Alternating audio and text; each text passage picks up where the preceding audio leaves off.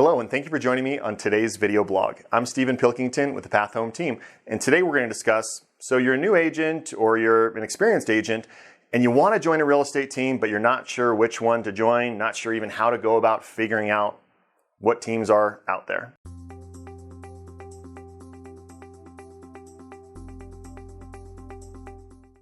Getting right to the point, we encounter a lot of people that are looking to be on a real estate team, and usually it's a combination of education, camaraderie and culture. A big one, they're looking for leads. They're looking for help in acquiring more clientele. They're looking for guidance on marketing.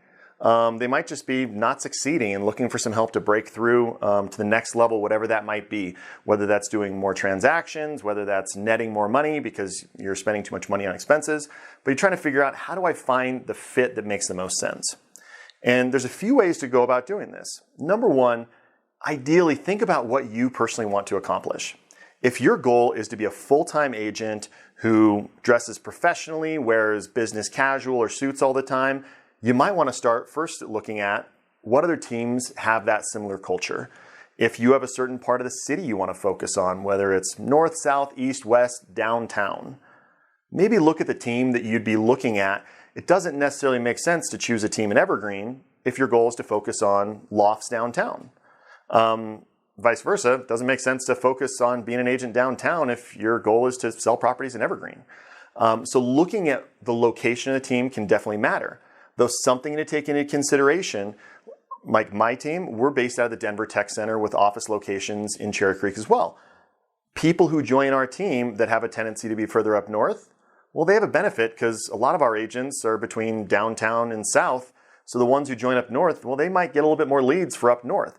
So you might look at, could you add a value to that team by now covering an area that you otherwise didn't have?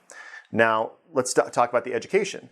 I find that agents typically fall in three different levels. It's brand new agents, it's agents who have some experience, usually somewhere between 6 to 24 transactions, and then there's the experienced agents who've been in the business for years and ideally have at least 24 transactions or more. And different teams can appeal to those three different classes. Some teams can appeal to all three of those, with day-by-day guidance and recruiting, or not recruiting, day-by-day guidance and education, including step-by-step how to prospect for business, how to set up a schedule. That's for your newer agents. A lot of agents who have gotten started, they kind of know what to do, but they just don't know how to keep doing it. And look for teams that have people that are in that class.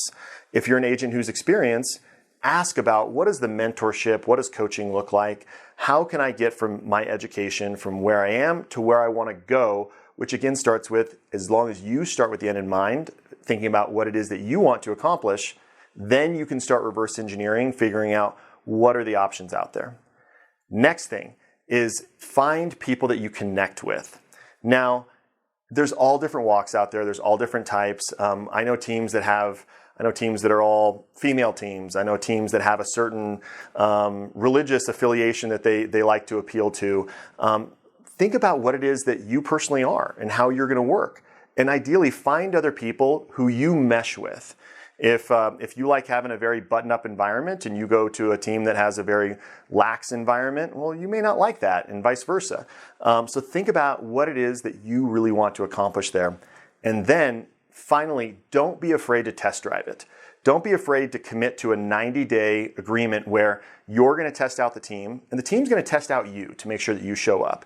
And that way both parties can make sure, because talking is one thing, performing and actually taking step-by-step action when it comes to both the agent and from the team performing, that's a whole different scenario. And we're in a crazy business that has us going all different directions. And sometimes you want to make sure to be on a team that has those things in place, and that if the one or two people who are your guiding people aren't available, then there's other system, there's other technology, there's other layers to help you out there. So I hope this has given you some good information about real estate teams and all the different types. If you have any questions about it, please don't hesitate to reach out to me and let me know. I like to be as transparent as possible with people and let them know if I think they'd be a great fit for my team or if I think they'd be a great fit for other teams out there that I know of. And I'm always happy to refer them on to whatever would be the best fit. So again, I hope you've gotten some value out of today's video blog, and I look forward to seeing you on the next one.